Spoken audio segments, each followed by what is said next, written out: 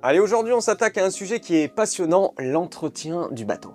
Dans ce tuto, on va passer en revue les points essentiels à surveiller et à entretenir pour que le bateau il reste fiable et qu'il soit prêt à naviguer dans toutes circonstances.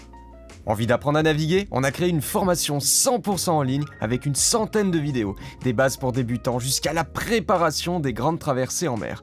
Et c'est pas tout, revivez toutes nos aventures en Méditerranée grâce à notre deuxième formation où l'on vous partage les secrets d'un mouillage réussi et les lieux exacts de nos plus beaux ports et mouillages préférés. Un véritable guide vidéo. Et profitez-en, en ce moment on fait des super promos. On se retrouve sur le site internet www.voiliercorail.com. Alors oui, notre bateau c'est souvent notre bébé, notre maison sur l'eau, et on a envie qu'il dure longtemps et qu'il reste en bon état.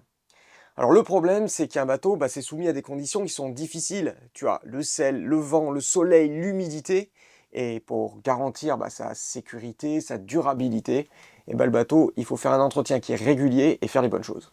Allez, on parle d'abord de l'anti-fouling. Alors là, il y a deux écoles. Soit tu le fais tous les ans, ça te permet d'avoir un anti-fouling qui est vraiment très très propre. Il y a beaucoup de personnes qui font leur anti-fouling tous les ans. Perso, je suis plutôt pour faire un anti-fouling tous les 2 ans. Pourquoi? Déjà, ça sert à rien de le faire plus, à part si tu fais des régates, si tu veux que ton bateau il soit vraiment nickel. Mais tous les 2 ans, ça me semble un bon compromis. 3 ans, ça me paraît beaucoup parce qu'après, tu vas commencer à avoir une carène qui est très très sale. Mais au bout de 2 ans, là j'ai mon pote Nico, il vient de sortir son first, ça faisait 1 an qu'il n'avait pas fait.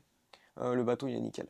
Donc si tu fais bien ton anti-fouling, moi je pense que 2 ans et que tu navigues, 2 ans c'est bien. Selon la zone où tu navigues. Sortir le bateau de l'eau, c'est pas juste faire l'anti-fouling, c'est aussi inspecter ta coque et vérifier que tout va bien. Alors évidemment, la première chose qu'on va vérifier, c'est les passe-coques. Alors les passe-coques, on les change tous les 10 ans. Voilà, alors souvent sur les sites, on va te dire que leur durée de vie, c'est 10 à 15 ans. Moi, je jouerai pas avec les passe-coques, je les changerai tous les 10 ans. C'est vraiment le truc qui peut te faire couler le bateau. Donc les passe-coques en laiton, c'est tous les 10 ans. Il faut savoir qu'un passe-coque en laiton, ça a une durée de vie de 10 à 15 ans. Après, si tu mets des passe-coques plastiques, alors souvent on me dit, tu les changes plus ici, c'est pareil, ils ont une durée de vie, ça va être entre 10 et 20 ans. Donc tes passe-coques plastiques, potentiellement, ils ont une durée de vie qui va être plus longue que les passe-coques en laiton. Alors oui, les passe-coques en plastique, contrairement au laiton, effectivement, ils ne sont pas du tout sensibles à l'eau de mer, à la corrosion, mais par contre, ils vont être beaucoup plus sensibles aux UV. C'est pour ça qu'en fait, c'est pas vrai que les passe-coques en plastique sont vraiment beaucoup plus solides, beaucoup plus durables dans le temps. Quand tu vérifies des passe-coques en laiton, il faut vraiment que tu vérifies est-ce qu'ils ne sont pas un peu verdâtres, est-ce qu'ils n'ont pas des piqûres, est-ce qu'ils ne sont pas abîmés. Si tu as le moindre doute, en fait tu les changes. Comme ça, tu prends aucun risque. Il ne faut pas prendre de risque avec les passe-coques, ça peut vraiment être dangereux. Le problème des passe-coques plastiques, alors oui, tu l'as senti, je suis encore partisan des passe-coques laiton parce que tu vois vraiment l'état. Un passe-coque laiton, je trouve qu'on voit mieux son état qu'un passe-coque plastique, j'ai moins confiance. Mais ceci dit, tu as beaucoup de chantiers. Tous les chantiers récents, ils mettent des passe-coques plastiques. Et il y a beaucoup moins de monde qui met des passe-coques laiton en 2024 que des passe-coques plastiques. À toi de voir. Moi, j'hésite encore là sur le mien. Est-ce que je vais mettre des plastiques ou du laiton? Je pense peut-être mettre du laiton parce que c'est un matériel que je connais. Voilà, j'ai confiance, je sais que ça marche bien. Je réfléchis encore un peu et je vous dirai ça dans la prochaine vidéo de carénage. Bien évidemment, quand tu vas inspecter ton passe-coque, tu vas donc inspecter dessous puisque tu as sorti ton bateau de l'eau. Mais c'est aussi important de vérifier les vannes. Est-ce que les vannes se ferment et s'ouvrent bien? Si tu vois qu'une vanne elle commence à être dure, c'est le moment de la changer. Et conseil, si tu veux changer une vanne, change aussi le passe-coque. Donc tu sais que le passe-coque c'est vraiment le truc qui traverse la coque et la vanne c'est le truc qui se monte par-dessus et qui te permet de couper l'arrivée d'eau. Le problème c'est que si tu essayes de changer ta vanne sans changer ton passe-coque, tu risques de faire bouger ton passe-coque et donc là il va plus être étanche. C'est pour ça que moi je prends pas de risque. Dès que tu interviens sur des vannes ou des passe-coques, tu mets tout à neuf. Évidemment qu'après avoir surveillé l'état de tes passe-coques, et encore une fois s'ils ont plus de 10 ans tu les changes, mais une fois que tu auras vérifié les passe-coques, tu vas regarder toute ta coque. Alors la coque, tu passes un petit coup de Karcher, il faut la laisser sécher un petit peu et tu vas vérifier quoi? Est-ce qu'il y a des bulles? Donc ça peut te signaler qu'il y a de l'osmose. Est-ce qu'il y a des fissures? Est-ce qu'il y a des impacts? Voilà. Tout ça, il va falloir s'en occuper. Si tu as un impact, tu peux mettre de l'époxy. Si tu as une fissure, va falloir chercher pourquoi tu as une fissure. Bref, il faut tout que tu inspectes parce que ta coque, c'est vraiment tout ce qui est sous l'eau. Tu peux pas le voir quand tu navigues et c'est un truc qui est super important puisque c'est ça qui te maintient à flot. Une fois que tu as tout vérifié, passe-coque, ta coque, que tout va bien, tu vas vouloir refaire ton anti-fouling. Tu peux passer un coup de Karcher et remettre de l'anti-fouling par-dessus. Le problème c'est que ça, tu vas vite faire des couches et des couches et des couches d'anti-fouling et c'est pas très bon. Le mieux finalement, alors oui, c'est un peu plus long, mais c'est d'y aller au grattoir spécial, tu sais, c'est le grattoir à cap-poignée, là. Tu enlèves les anciennes couches d'antifouling et tu en remets des propres, c'est encore le mieux. Je sais que c'est tentant hein, de passer le coup de Karcher, de remettre l'antifouling par-dessus. Alors oui, si tu as gratté l'année dernière, tu peux te permettre de le refaire. Moi, je me dis que tous les 3-4 ans, c'est bien quand même d'enlever l'ancien antifouling et d'en remettre. Une petite astuce qui est vraiment bien. Alors, tu vas me demander, je mets du quoi? De l'antifouling érodable, semi-érodable, matrice dure. Alors, il faut savoir déjà que ces histoires de érodable, semi et matrice dure, c'est tout des érodables. Alors, il y en a qui vont bondir et me dire quoi? Et oui, c'est tout des érodables. C'est-à-dire que tous les antifouling diffusent dans l'eau une petite partie de leur agent biocide et ils s'érodent un tout petit peu. Le terme matrice dure, c'est plutôt commercial, c'est pour que les gens se disent ok, bah, c'est une matrice dure, donc c'est plus dur, c'est fait pour les bateaux à moteur. Mais en fait, la matrice dure, c'est quand même un érodable, mais qui s'érode très très très très lentement. Le semi-érodable, eh ben, il va s'éroder beaucoup plus rapidement et l'érodable encore plus rapidement. Alors effectivement, sur des coques très rapides, eh ben, si tu mets de l'érodable, il va s'éroder trop vite, donc c'est pour ça qu'on met une matrice dure, c'est-à-dire un érodable qui va être très très lent dans le temps. Et sur les voiliers, on a tendance à mettre de l'érodable parce qu'on est lent et donc on veut en fait que les agents biocides qu'il y a dedans s'écoulent plus vite. Alors pourquoi je vous dis ça? Parce que ça peut être intéressant sur un voilier de mettre une couche de matrice dure. Pourquoi une couche de matrice dure? En fait, tout simplement parce que, alors déjà, parce que c'est un anti-fouling, que ça va déjà te protéger ta coque, mais aussi l'intérêt c'est de mettre une matrice dure rouge, par exemple, et un anti-fouling noir. Comme ça, quand tu vas faire ton carénage, tu vas vite voir, est-ce que tu es déjà revenu à ton anti-fouling matrice dure, donc c'est temps d'en remettre, ou est-ce que tu es toujours sur l'ancien anti-fouling sur l'érodable. Donc comme ça, quand tu navigues, bah, ta coque, si elle est bien noire, c'est que tu as toujours ton anti-fouling, et si elle commence à devenir un peu rouge, bah, c'est que ton érodable, il commence vraiment à partir, et c'est le temps de sortir ton bateau. Allez, deuxième point à vérifier, le moteur. Alors le moteur, il faut absolument qu'il soit en bon état. Alors je vais dire un truc, c'est un copain qui m'a dit ça et il m'a dit chaque fois que je dis ça, je choque tous les voileux. Et c'est vrai que quand il me l'a dit, je vais de quoi? Il m'a dit un voilier, c'est un bateau à moteur. Et ouais, alors pourquoi il dit ça? Et pourquoi maintenant moi je le dis? Parce que c'est vrai qu'un voilier c'est un bateau à moteur. C'est-à-dire que un voilier, tu as des voiles, c'est le moyen de propulsion principale, on va dire que oui c'est les voiles, mais tu as ton moteur dessus et ton moteur il est presque aussi important que les voiles. Pourquoi? Parce que de toute façon quand tu vas vouloir sortir, rentrer du port, que tu vas vouloir aller au mouillage, que tu vas vouloir, pourquoi pas t'extirper d'une situation compliquée, tu vas utiliser le moteur. Donc sur un voilier, il ne faut vraiment pas négliger l'entretien de ton moteur. Alors les points à vérifier, c'est quoi? Bah, bien évidemment, ça va être l'huile de ton moteur et le liquide de refroidissement. C'est super important. Ton moteur, faire les vidanges d'huile et d'eau, c'est vraiment le truc basique qu'il faut faire. Et il faut que tu saches faire. Il faut vraiment que tu saches faire. Prends pas quelqu'un pour le faire à chaque fois. Alors il faut que tu apprennes à le faire avec un copain, etc. Parce que si tu es en mer et que tu as besoin de le faire, si tu es dans un port, que tu es perdu, ça c'est vraiment les basiques. Il faut que tu puisses te dépatouiller. Ça, tu vas le faire au moins une fois par an de toute façon. Vidange, tu vas le faire une fois par an. Ensuite, tu as tous les filtres. Alors, tu vas vérifier, remplacer les filtres à huile et à carburant et éventuellement les filtres à air si c'est nécessaire. Ça, c'est pareil, il faut que tu saches changer tes filtres. Pourquoi? Parce qu'en fait, des bactéries dans le gazole, ça peut arriver à n'importe quel moment. Vous savez que nous, on est parti de Corse, on est arrivé et on a eu un problème dans le moteur, on a eu des bactéries. J'ai pu me dépatouiller, j'ai démonté mon filtre à gazoil. Mon pré-filtre à gazoil, je l'ai changé, j'en ai mis un neuf et on a pu repartir. Sans ça, ben, on ne pouvait pas repartir, le moteur il calait. Donc, surtout sur les moteurs récents, ces moteurs-là et les anciens, là, même avec des bactéries, ils vont marcher. Bon, après, tu risques, tu peux aller jusqu'à la casse moteur, hein. Mais tu peux arriver à te dépatouiller et changer tes filtres, c'est vraiment le truc qu'il faut que tu saches faire. Au niveau des courroies du moteur, il faut que tu vérifies que tes courroies sont bien tendues. Tu sais, le test, c'est tu prends ta courroie, normalement tu dois pouvoir tourner d'un quart de tour. Si tu vois qu'elle est trop lâche, c'est pas bon, il faut la retendre. C'est pareil, elle ne doit pas avoir de fissure, elle doit être en bon état. Si tu as un doute, tu changes. Au niveau de l'hélice, eh ben c'est pareil, il faut vraiment que tu aies une hélice en bon état, qu'il n'y ait pas de déformation, qu'il n'y ait pas de rayures dessus. Il faut que ton hélice soit en bon état. C'est pareil, si ton moteur est en bon état mais qui pousse avec une hélice qui est en mauvais état, ça va pas le faire. Et attention aux anodes, il faut bien changer tes anodes. Ça aussi, on n'en a pas parlé quand tu vérifies sous ton bateau, mais il faut que tu changes tes anodes. Si elles sont mortes, tu les changes, tu mets des neuves. Au sujet du press et toupe et du joint de sail drive, c'est pareil, c'est à peu près tous les 10 ans. Press et toupe et sail drive, c'est important de les changer. Pourquoi? Bah, tout simplement, si ça pète, tu coules.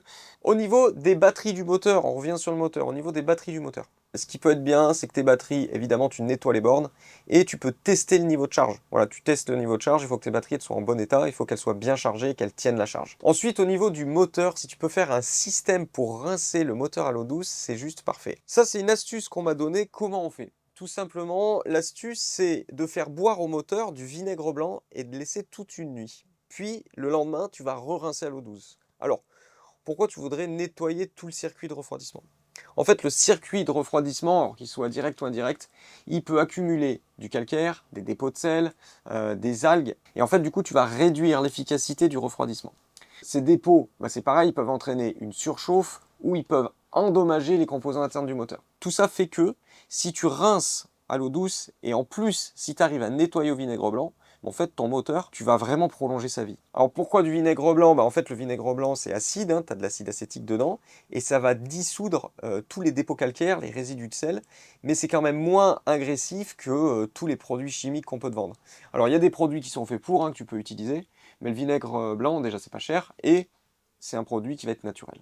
Alors, comment on fait? Tout simplement, il faut que tu prépares un seau de vinaigre blanc. Donc, tu le dilues, tu mets 50% de vinaigre et 50% d'eau douce. Après, tu prépareras un autre seau d'eau douce pour rincer. Alors là, tu as deux écoles. Soit tu le fais en déconnectant le tuyau d'eau de mer. Donc, évidemment, tu fermes la vanne d'eau de mer, tu déconnectes ton tuyau d'eau de mer et tu vas le mettre dans ton seau de vinaigre blanc. Ça, c'est la première méthode. La deuxième méthode, c'est carrément de fabriquer un système avec des vannes. C'est-à-dire que, au lieu que tu aies ta vanne et ton tuyau qui va directement au moteur, au milieu, là, tu vas intercaler une vanne. Donc ta vanne, si elle est vers le haut, bah, le moteur, il va directement prendre l'eau de mer. Et si tu switches, si tu passes sur l'autre tuyau, donc ça te fait un T, hein, comme ça, tu vas mettre un autre tuyau. Donc tu mets ta vanne sur l'autre tuyau. Et là, l'autre tuyau, tu le laisses un peu long. Et tu vas pouvoir, ce tuyau, le mettre soit dans un seau rempli de vinaigre blanc et d'eau, soit ce qui peut être cool, c'est que tu puisses le connecter directement en fait au tuyau d'eau du quai. Donc ça fait que ça va te permettre de faire tourner ton moteur à l'eau douce et ça va te permettre de mettre ton tuyau directement dans ton seau de vinaigre blanc. Ça va te permettre aussi une autre chose si tu fais ce système, ça va te permettre, si tu n'en as pas, alors sur ce bateau, c'est pas la peine parce qu'en fait, moi j'ai deux pompes. Geekwatch avait bien fait les choses, il avait installé deux pompes. J'en ai une qui pompe l'eau de mer pour refroidir le moteur. Et j'en ai une autre, en fait, qui va directement pomper mon fond de cale. Et donc, ça fait que mon fond de cale est toujours sec et que si jamais j'ai de l'eau, j'ai une arrivée d'eau là, et ben mon moteur, dès qu'il tourne, il va vider mon fond de cale. Ça, c'est pas sur tous les bateaux, c'est pas sur tous les moteurs. Et donc, en fait, il suffit, imaginons que tu aies ton tuyau qui soit prêt, si jamais tu as une voie d'eau, ton moteur, il débite au niveau pompe. Ce que tu peux faire, c'est switcher, donc tu passes sur ce tuyau et tu vas mettre ton tuyau directement dans les fonds de ton bateau et là tu peux vraiment vider de l'eau, ça va très très vite donc tu vas pouvoir sauver ton bateau comme ça. Alors une fois que tu as fait ton seau de vinaigre blanc mélangé à de l'eau, tu démarres le moteur au ralenti et tu laisses aspirer en fait tout le mélange. Une fois que le seau il est presque vide, en fait tu coupes le moteur, voilà, et tu fermes tes vannes. Tu laisses reposer à environ 12 à 24 heures, ça suffit pour dissoudre tous les dépôts internes. Et une fois que tu as fait ça, donc soit tu remets dans un seau d'eau propre, soit tu connectes directement à l'eau, et là tu fais tourner, tu fais tourner, tu fais tourner pour bien rincer le moteur et évacuer tous les résidus. Tu vérifies bien quand tu fais cette étape que l'eau, elle sorte au niveau du pot d'échappement. Pareil pour le vinaigre, tu vas vite le sentir. Tu vérifies bien tout ça. Et quand tu vas rincer, bah, en fait, tu vas vite voir qu'au début, bah, l'eau, elle va sortir d'une couleur bizarre. Et après, l'eau, en fait, va être très claire. Et là, tu sais que tu as bien rincé. Bon, attention, ceci dit, tu te renseignes bien parce qu'il ne faut pas que tu surdoses de vinaigre blanc. Ne te dis pas, bah, je vais en mettre du pur, comme ça va encore mieux marcher. Parce que malgré tout, même si c'est une matière naturelle, le vinaigre blanc, c'est quand même vachement agressif pour les métaux comme l'aluminium ou le cuivre.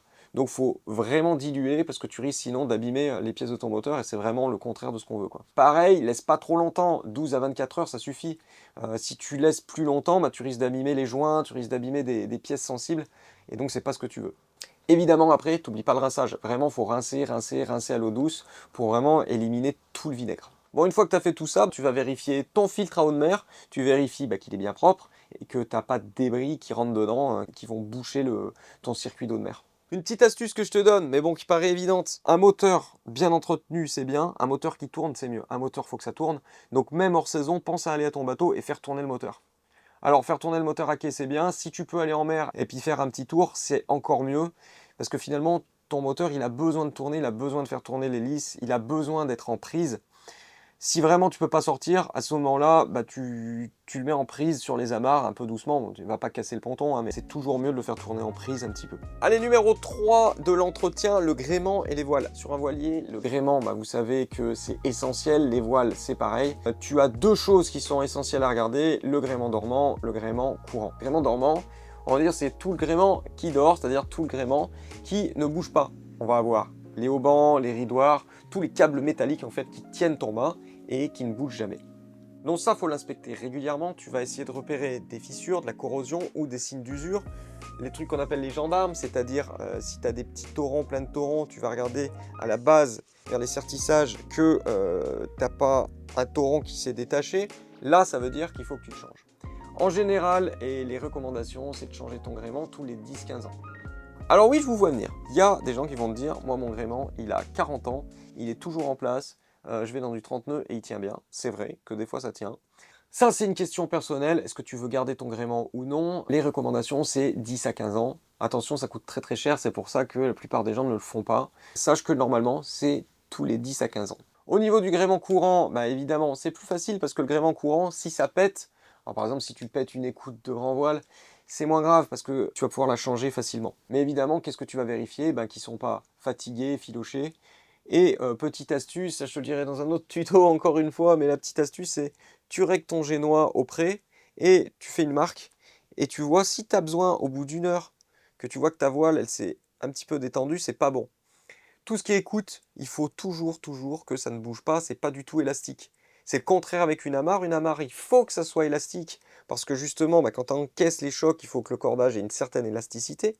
C'est le contraire de tout ce qui est drisse et écoute. Il faut vraiment que c'est aucune élasticité, pour que quand tu fasses tes réglages, ça bouge plus. Alors les cordages, les haubans, tout ça, évidemment, bah, c'est un petit peu comme tout. Il faut que tu les laves régulièrement pour enlever le sel et prolonger leur durée de vie. Les voiles, tu vas inspecter tout ce qui est couture, les zones de tension, pour repérer d'éventuelles déchirures ou des faiblesses pour justement éviter les déchirures. Le mieux, si tu hivernes le bateau, c'est de ranger tes voiles dans un endroit sec pour éviter la moisissure. La petite astuce, c'est qu'après chaque navigation, tu peux penser à rincer un peu tes voiles. Alors bon, moi je ne le fais pas à chaque navigation parce que j'estime que l'eau c'est précieux, l'eau douce c'est précieux. Et oui, ça m'énerve un peu d'aller rincer à chaque fois qu'on navigue, surtout que nous, bon, là on est au carénage, mais habituellement on navigue quasiment tous les jours. Ça veut dire utiliser des centaines de litres d'eau à chaque fois. Voilà, donc on essaye de quand même limiter notre usage de l'eau douce, sachant que c'est de l'eau potable en plus en France que tu balances pour nettoyer tes voiles. Mais c'est vrai que c'est mieux parce que plus tu vas rincer, plus tu vas éliminer le sel, et donc plus potentiellement tu vas augmenter la durée de vie de tes voiles et de tes cordages. Numéro 4, le pont, évidemment il faut le nettoyer régulièrement, c'est pareil, hein, t'évites l'accumulation de sel et de saleté. Si tu attends 3 mois pour laver ton pont, tu vas voir qu'il est noir, et quand tu le laves, il ne revient jamais blanc. Donc c'est vrai qu'il faut le nettoyer régulièrement pour qu'il reste blanc. Tu vas vérifier pendant que tu y es les fixations des winches, des rails, des cadènes. Tu vas essayer pareil de détecter les zones de corrosion, donc si tu as du orange, et les zones de faiblesse.